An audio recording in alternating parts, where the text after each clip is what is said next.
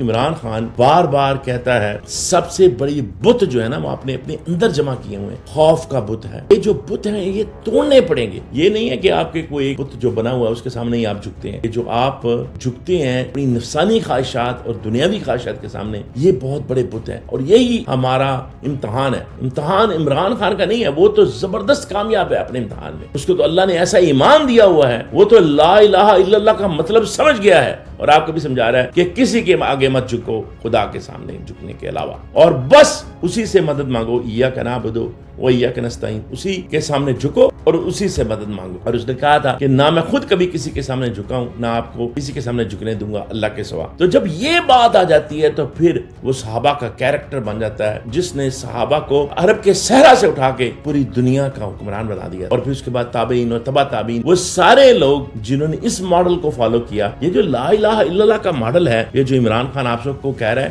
وہ کیا ماڈل ہے؟ وہ صرف یہ نہیں ہے کہ منہ سے کہہ دیا تو وہ لا الہ تو ہو گیا، وہ خرد نے کہہ بھی دیا لا الہ تو کیا حاصل، دل و نگاہ جو مسلمان نہیں تو کچھ بھی نہیں۔ تو دل و نگاہ مسلمان ہونے کا کیا مطلب ہے؟ مطلب یہ ہے کہ آپ پھر اپنے عمل سے ثابت کریں کہ آپ کسی کے سامنے نہیں جھکتے، آپ کسی کے لیے انصاف کی تکڑی جو ہے وہ پلڑا اس کا ایک طرف نہیں ڈالتے، آپ انصاف کو انصاف رکھتے ہو چاہے جو مرضی ہو جائے، اور اگر آپ برا دیکھتے ہو تو اس کے سامنے کھڑے ہوتے ہو، یا کم از کم اس سے دل سے برا سمجھتے ہو۔ تو اس لیے عمران خان کہتا ہے ڈر کس بات کا؟ عزت اور ذلت تو اللہ کے ہاتھ میں ہے۔ تو اللہ نہیں فرماتا قرآن میں وہ تو عز من تشاء و تذل من تشاء؟ اللہ تبارک و تعالیٰ قرآن میں جا بجا فرما رہے ہیں وَإِن يَمْسَسْكَ اللَّهُ بِضُرٍّ فَلَا كَاشِفَ لَهُ، اگر آپ کو کوئی افلکشن، کوئی سختی اللہ کی طرف سے آئے تو کوئی اس کو دور نہیں کر سکتا۔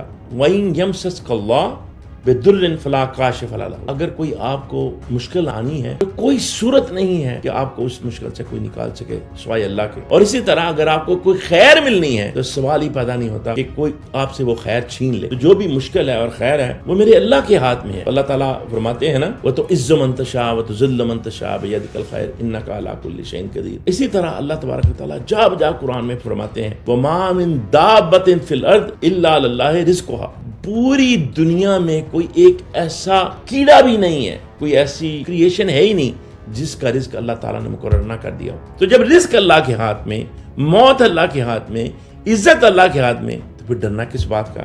سورہ آل عمران کی آیت 175 ہے انما ذالکم الشیطان یخوف اولیاء فلا تخافوہم وخافون ان کنتم مؤمنین۔ تو اللہ کہتا ہے کہ مت ڈرو شیطان سے اور اس کے دوستوں سے، صرف اللہ سے ڈرو اور اس پہ ہی بھروسہ رکھو۔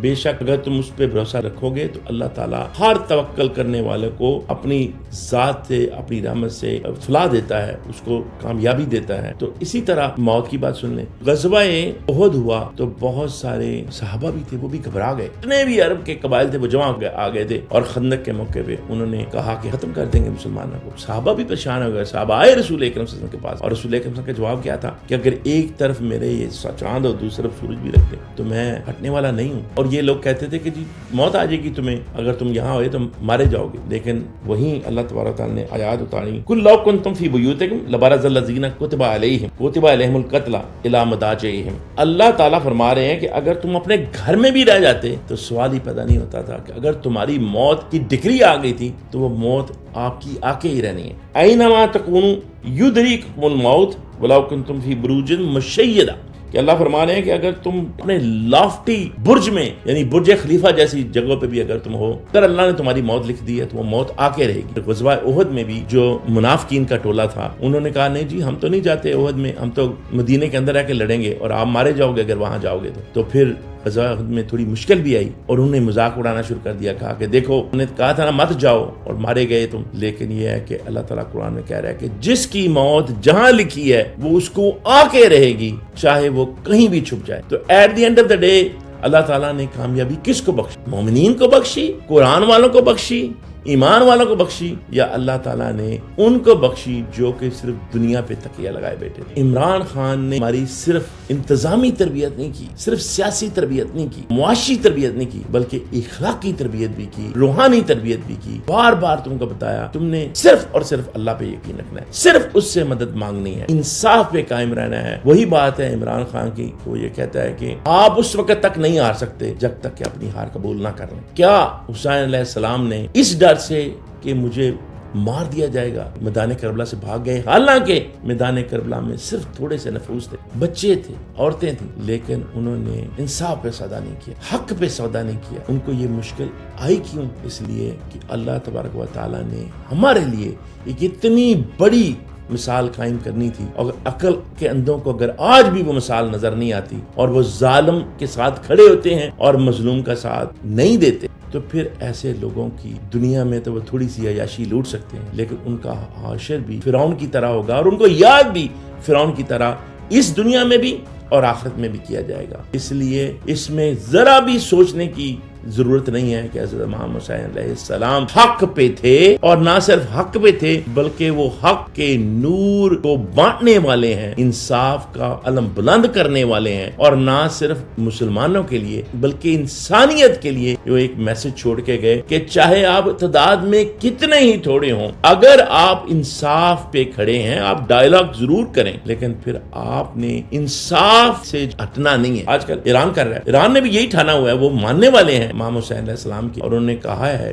ہم ڈائلاگ کرتے ہیں وہ ڈائلاگ، لیکن وہ ظالم جبر کے سامنے نہ جھکتے ہیں، اور آپ دیکھیں گے کہ ایران زندہ رہے گا، تابندہ رہے گا، اور آپ بھی اگر زندہ اور تابندہ رہنا چاہتے ہیں تو آئیں امام حسین علیہ السلام کا اسوے پہ عمل کریں۔ اور عمران خان کہتا ہے کہ کوفیوں کو پتا تھا امام حسین علیہ السلام حق پہ ہیں، انفارچونیٹلی وہ خوف سے اندر بیٹھے رہے اور اتنا بڑا سانحہ ہونے دیا، لیکن اس کے بعد پھر دیکھیں وہیں سے مختار تھے، وہ اٹھے اور انہوں نے علم بلند کیا، اور بہت ساری تحریکیں اٹھی، تو پھر یزید کا قلعہ کما ہوا یا نہیں؟ تو بات یہ ہے آج پھر ہمیں اپنے امتحان کو سمجھنے کی ضرورت ہے، امتحان ہمارا ہے، اور ابھی کوئی دیر نہیں ہوئی۔ نیلسن منڈیلا 71 ایئر کے تھے جب ان کو جیل سے چھوڑا گیا، 45 یا 47 تھے جب وہ جیل میں گئے، 71 کی ایج میں ان کو چھوڑا گیا، 75 میں 75 سال کی عمر میں وہ وزیر اعظم بنے، اور صرف ایک ٹرم کے لیے پریزیڈنٹ بنے، ایک ٹرم صرف 80 سال کی پریزیڈنسی کر کے پھر ان کی پارٹی ابھی تک بھی پاور میں ہے۔ یہ کام آپ بھی کر سکتے ہیں، پاکستان میں بھی ہو سکتا ہے، بات صرف یہ ہے آپ کو اسوہ حسین کو سمجھنے کی اور عمل کرنے کی ضرورت ہے۔